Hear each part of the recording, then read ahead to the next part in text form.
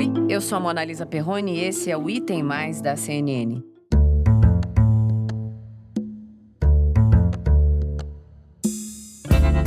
Bom, a gente tem um estudo da Universidade Federal de São Paulo que chama atenção pelos resultados promissores contra a AIDS. Nossa, essa história é maravilhosa, ela é muito importante mesmo. Esse estudo é realmente muito legal, uma reportagem da Roberta Russo que fala o seguinte, que a mistura de substâncias e uma vacina personalizada fizeram que um dos pacientes testados não apresentassem mais o vírus no corpo, e é um estudo revelador trazido aqui pela CNN Brasil. Exatamente, ele testou negativo, né? Ele vem testando negativo por 17 meses. Por 17 meses, então quer dizer, a gente está falando aí de uma notícia muito, muito importante, uma notícia tão especial, uma reportagem tão especial que a gente vem fazendo essa reportagem há muitos meses e ela começou a ser gravada antes da pandemia. É aqui, nesse laboratório, na Universidade Federal de São Paulo, que há 4 anos um dos principais especialistas brasileiros desenvolve uma pesquisa com resultados até agora promissores. Ricardo Dias estuda o HIV desde os anos 80. Gente, quase 38 milhões de pessoas em todo o mundo convivem com HIV hoje. A AIDS só foi identificada, vamos lembrar, lá em 1981, mas o vírus do HIV já circulava em humanos antes. Desde quando foi descoberta, cerca de 32 milhões de pessoas morreram por causa de doenças relacionadas à AIDS. E a ciência não parou de trabalhar para minimizar seus efeitos ou encontrar um tratamento que elimine o vírus. Em 2008, foi anunciada a cura do Timothy Ray Brown, conhecido como o paciente de Berlim. Ele foi o primeiro caso de alguém curado da AIDS reconhecido pela comunidade científica. O segundo foi anunciado agora, no ano passado, em 2019. Ele foi identificado como o paciente de Londres e, recentemente, aceitou que o nome dele fosse publicado. Ele é o Adam Castilheiro. E agora, em 2020, o mundo foi apresentado ao caso que está sendo chamado de o paciente de São Paulo. É isso mesmo que você ouviu, São Paulo. Temos aqui no nosso país um caso muito promissor que apresentou resultados extremamente positivos no tratamento contra o HIV. Esse caso é fruto de um estudo desenvolvido pela Unifesp, gente, que é a Universidade Federal de São Paulo. E eu estou aqui hoje no estúdio recebendo então a repórter que apresentou esse estudo para o Brasil. A reportagem dela foi ao ar aqui na CNN no último fim de semana.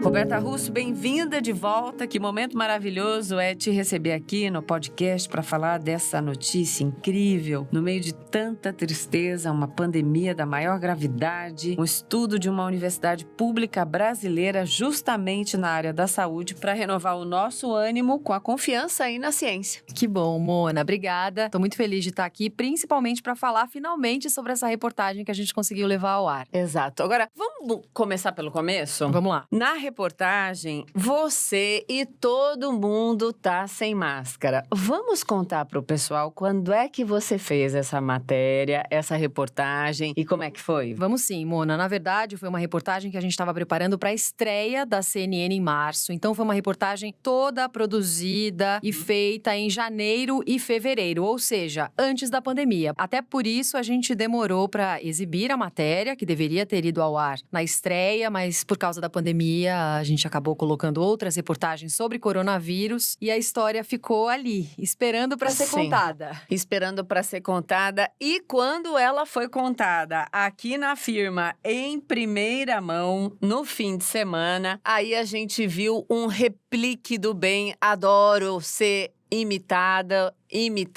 citado quando a notícia é boa, né? Então conta pra gente, até porque essa semana, né, a revista Science, uma das publicações científicas mais respeitadas do mundo, publicou então um artigo sobre o estudo da Unifesp aí sobre os casos do paciente São Paulo, né, Roberta? Exatamente, porque ele não se identificou, não mostrou o rosto na reportagem, um paciente de 34 anos, porque a família dele não sabe que ele, enfim, é portador do vírus do HIV. HIV, não que ele tem AIDS, então ele não se identificou. A revista Science publicou porque o Dr. Ricardo Sobi Dias, que é o coordenador do estudo da Unifesp, que a gente mostra na reportagem, está apresentando esse estudo nos Estados Unidos, no maior congresso de AIDS do mundo. Maravilhoso. Neste ano, o evento acontece virtualmente, todo mundo participando, né, via internet, por causa da pandemia. Normalmente ele viajaria até lá. E por isso, vários jornalistas, não só do Brasil, mas do mundo, estão interessados nessa história. E a revista Science publicou como um estudo que chama muita atenção, apesar de ainda precisar de novas etapas para ser comprovado. Exatamente o gancho da próxima pergunta. Eu queria que você contasse pra gente como é que foi essa pesquisa da Unifesp e por que ainda a gente não pode falar em cura. Não pode mesmo? Não pode. Apesar do paciente São Paulo, como a gente chama, paciente da reportagem, estar há 17 meses com o vírus, além de indetectável, com o vírus fora do organismo. Ele faz vários tipos de testes e o resultado é negativo. Inclusive, ele chega a fazer algumas biópsias em regiões do organismo, porque o vírus da AIDS é um pouco complexo a gente entender, eu vou tentar explicar Isso. tudo que eu estudei nesses meses, mas o vírus, ele é do tipo latente. Uma das barreiras é o fato do vírus ficar dormindo na célula, ele fica latente. Então, na hora que você interrompe o tratamento, esse vírus pode acordar e aí volta toda aquela quantidade de vírus no corpo da pessoa. Por isso que a gente não consegue curar. E aí a gente descobriu um medicamento que faz com que a latência seja interrompida de uma forma muito eficiente. Ele se esconde em regiões do organismo. E até por causa dessa característica do vírus, ele se comporta de maneiras diferentes em cada tipo de pessoa que é portador do vírus do HIV. E ele costuma se esconder em regiões onde os medicamentos não conseguem chegar. Por exemplo? Por exemplo, o intestino, por exemplo, regiões do cérebro em que os cientistas ainda não sabem exatamente por que ele fica alojado ali e como combatê-lo. Então, até hoje a gente tem tratamentos muito bem-sucedidos, avanços sem precedentes na medicina em relação a tratamentos, pessoas que vivem com o vírus muito bem, inclusive na reportagem tem a história da Thaís, É linda. que tem eu o vírus indetectável, não participou da pesquisa, foi uma outra personagem da reportagem que tem 2 filhos e consegue ter uma vida normal porque toma os coquetéis, né, que é uma mistura de medicamentos que há muito tempo vem sendo utilizadas no mundo todo. No caso desse paciente, ele participou do estudo que foi feito com 30 pessoas divididas em 6 grupos que usaram tipos diferentes de medicamentos que já são usados para AIDS, mas não nas combinações exatas que foram testadas. Nesse grupo, algumas pessoas tomaram uma combinação, outras pessoas tomaram uma outra e uma parte ainda tomou uma vacina personalizada produzida com o DNA de cada paciente. E era justamente nessas pessoas que tomaram a vacina que estava a maior esperança dos pesquisadores. Eles acreditavam que, de fato, essa vacina é muito avançada, essa vacina está sendo desenvolvida há bastante tempo, tem sido muito estudada, ela foi baseada em outros estudos internacionais, em muita coisa que os cientistas já conseguiram descobrir. E, de fato, essa vacina apresentou bons resultados.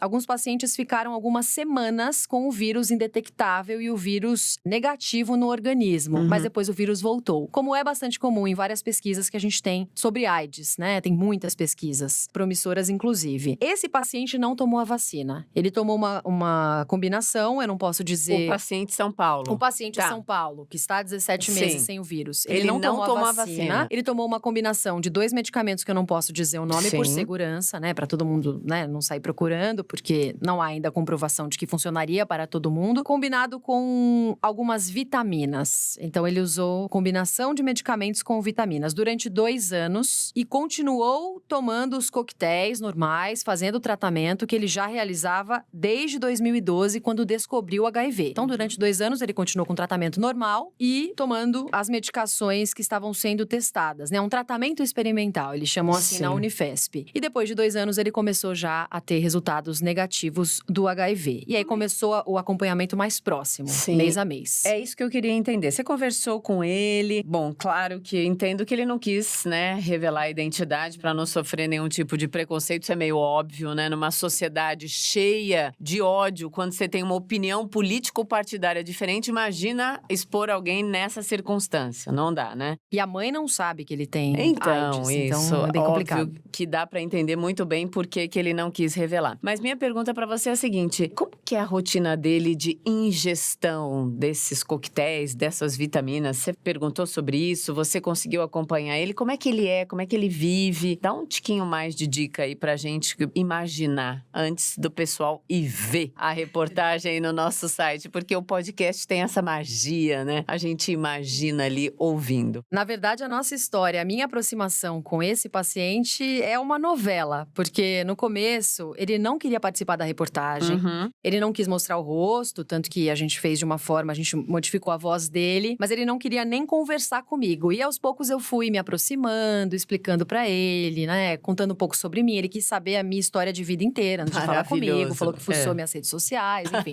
Até ele topar conversar com a gente. E tivemos 3 encontros em que ele tinha combinado de gravar com a gente, mesmo sem mostrar o rosto, e ele desistiu de falar. Então a gente foi com a nossa produção, todo mundo, cinegrafista, todo mundo, né, super animado pra gravar uma história super interessante, que a gente tava apurando ainda sobre os estudos. Quantas pessoas foram na primeira vez pra gravação que não aconteceu? Eu e a produtora primeiro, o cinegrafista ficou esperando no carro, nem chegou a entrar. Tá. E aí eu e a produtora conversamos. Ele tem um namorado também, um parceiro, também é portador do vírus, conhece a história e que me ajudou nessa empreitada. Porque ele topou primeiro e falou: não, fala com ela, vai ser legal. E aí eu fiquei ali, né, arrumei um parceiro pra me ajudar na argumentação. Cerco da reportagem do bem. Exatamente. Eu queria que ele se sentisse bem, eu queria que ele de fato tivesse vontade de participar da reportagem. E aí a gente começou essa peregrinação pra ele topar conversar com a gente. Hoje, aliás, há 17 meses, ele não toma nenhum medicamento. Então, ele nem as vitaminas? Nem as vitaminas, nem o tratamento experimental e nem os remédios que ele tomava antes. Então, ele está há 2 anos vivendo como uma pessoa que não tem o vírus do HIV. Eu ia falar uma pessoa absolutamente normal, mas ele já vivia bem antes. Ele estava bem com o tratamento. Então, ele acorda e vai dormir sem tomar nenhuma medicação. Durante o tratamento, aí sim, foi necessária uma disciplina grande para tomar os coquetéis. Ele até me mostrou, ficava uma caixa escondida da mãe, que não sabe que ele tem o vírus. Caixa do quê? Caixona? Uma caixa de papelão com várias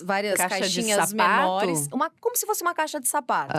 Com várias caixinhas dos remédios que ele usava. Porque tinha os coquetéis dele e os experimentais. Com horários? Eram? Mais ou menos? Mais ou menos uns 10 medicamentos. Tá. Com horários específicos, Horários específicos, para que ele tomasse. Isso sempre é muito importante, até no tratamento normal da AIDS, né? Pra tomar os coquetéis também. E imagina para uma pessoa que sempre precisou ter toda essa disciplina, não esquecer de tomar os remédios, primeiro os dele, depois tem toda a expectativa de participar de um tratamento experimental. E aí, de repente, ela não toma mais absolutamente nada.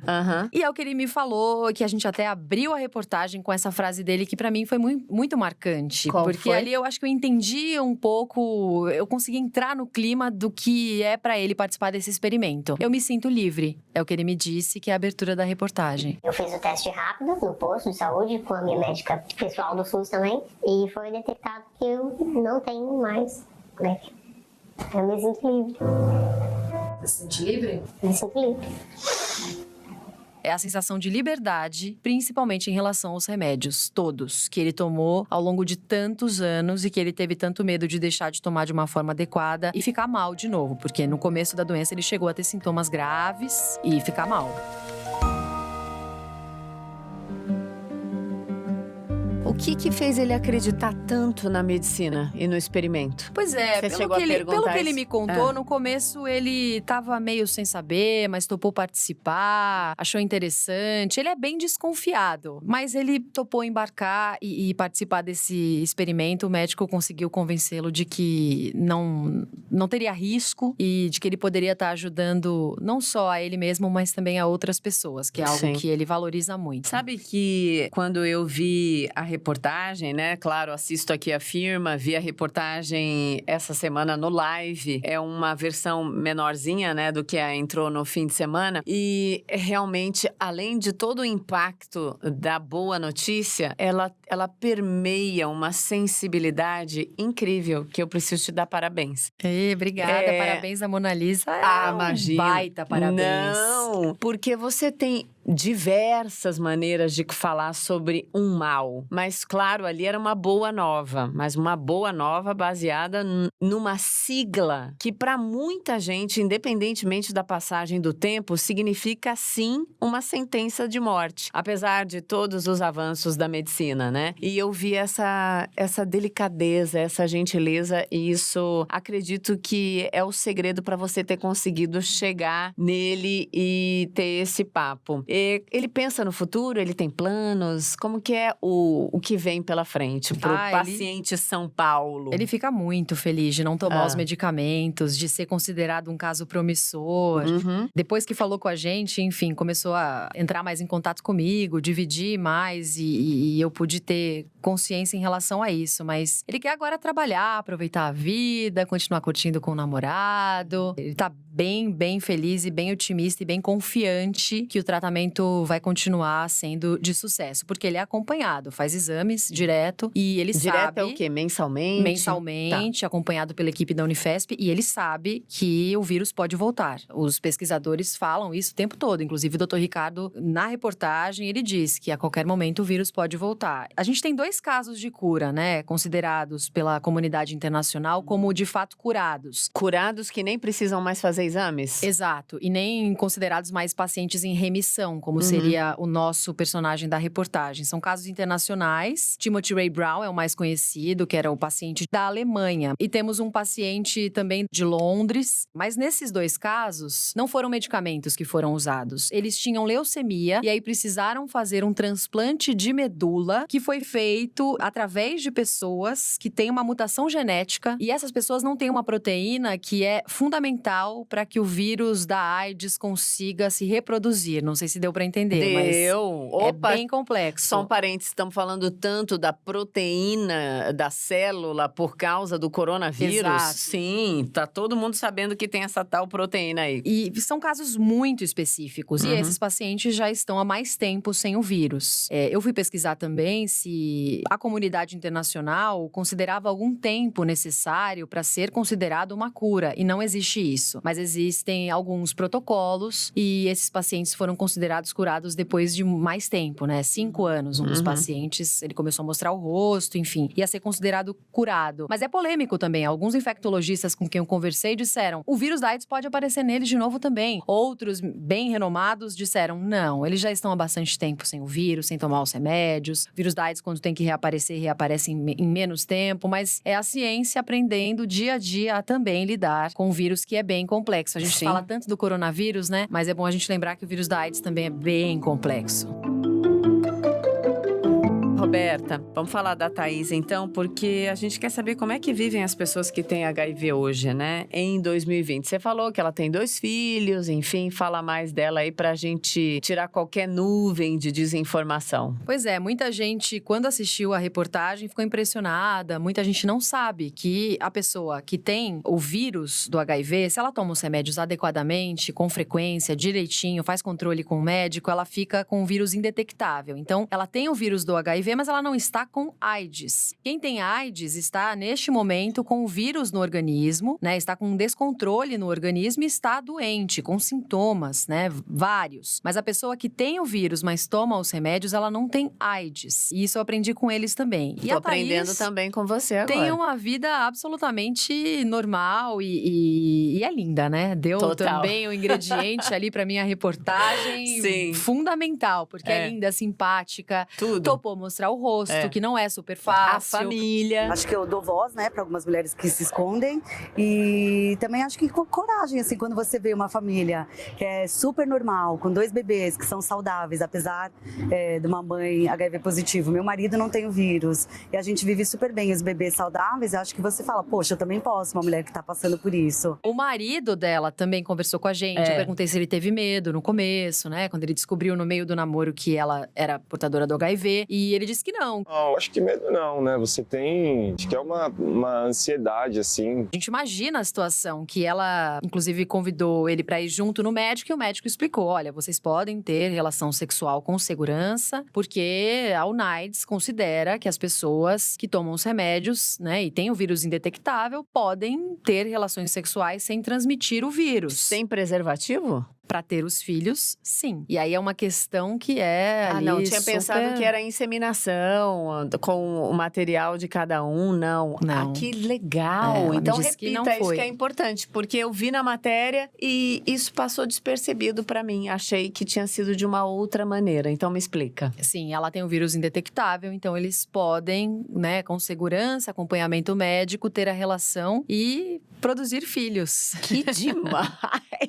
E os filhos Isso é são lindos maravilhoso. também, né? Sim, Foi mais sim. um ingrediente pra minha reportagem. Olha, eu puxando a sardinha o tempo inteiro pro meu Mas lado. é para puxar, sim. A reportagem, claro, tá lá no nosso site. Você tem que ir lá ver. É linda. E é um trabalho que, então, a CNN Brasil, através desta mulher, que é linda também, a Roberta mostrou e trouxe essa boa nova em primeira mão. O que mais te tocou na reportagem toda? Qual momento? Eu sei que são vários, mas tem no São top vários. 3, assim, A de emoção momentos? do paciente, né? Como a vida dele mudou, como ele diz que vive melhor, conseguiu engordar bastante, porque os medicamentos davam muito enjoo. Então, quando a gente faz reportagem, né? Cada dia, às vezes a gente tá cansado, né? Chega na reportagem e você percebe que a cada dia você tem a oportunidade de embarcar numa história diferente e Sim. entender uma situação diferente, né? É um privilégio também. E a gente às vezes não imagina situações da pessoa que convive com o vírus do HIV ou tem AIDS aqui no Brasil. Então, eu percebi que ele enfrenta preconceito das pessoas, dos amigos, da família, porque não conseguiu contar até hoje.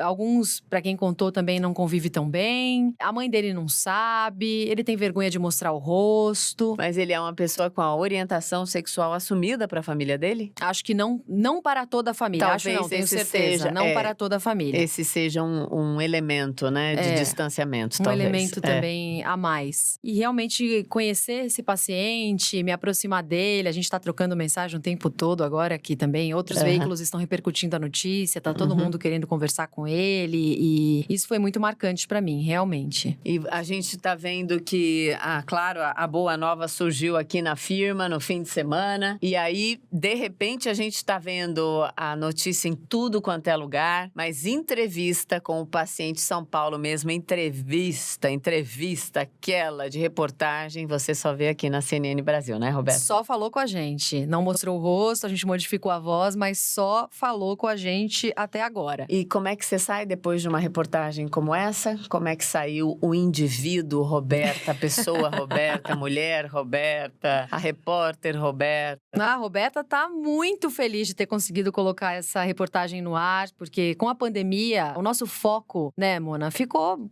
claro, completamente virado aí para o coronavírus, para a cobertura dos pacientes, das mortes e de tudo que aconteceu com a nossa vida aqui no Brasil, no mundo, tudo virou de ponta cabeça e essa reportagem da AIDS, que é um assunto tão importante, um estudo tão promissor, acabou ficando guardadinho um tempo, mas deu pra gente colocar no ar, então eu tô muito, muito feliz com isso e mais animada para continuar fazendo mais reportagens na área da saúde, que é o que eu mais gosto. Então, com certeza, isso vai dar um ânimo a mais. Sem dúvida. E é muito bom saber que alguém que se interessa é porta-voz de uma boa nova como essa. Eu fico muito, muito, muito feliz. Tenho certeza que você deve voltar a falar com esse pessoal todo que você entrevistou num futuro próximo para saber como todo mundo tá e quais são as novidades, né? Sim, vamos continuar acompanhando, claro, o paciente, os exames, todo o acompanhamento que ele faz na Unifesp. Doutor Ricardo também. Agora, hoje deve estar participando neste momento, inclusive, do maior congresso hoje, de AIDS na hora que a gente tá gravando, exatamente, tá, gente? do 23ª Conferência Internacional de AIDS, que é em São Francisco, nos Estados Unidos. Está participando, vai começar a apresentar em outros congressos também. Esse congresso não faz uma avaliação, ele apresenta, algumas pessoas tiram dúvidas, tem a repercussão da imprensa. E agora os estudos vão ter que ser ampliados, né? Estão atrasados por causa da pandemia do coronavírus. Próximo grupo vai ter 50 pessoas, vai incluir aí um grupo um pouquinho maior. O primeiro foram 30 pessoas. E assim que houver condições, né, por causa da pandemia, ele vai retomar esse trabalho, testando os mesmos medicamentos, vai continuar testando aquela vacina que a gente comentou no começo do podcast, para de fato saber se foi só nesse paciente que esses medicamentos trouxeram esses resultados, porque em outras pessoas eles também funcionam, isso é seguro, isso pode ser aplicado em outras pessoas. Vai ter que ter um estudo bem mais amplo, né? A gente sabe que os protocolos da ciência são bem específicos e longos, então ele vai ter que continuar.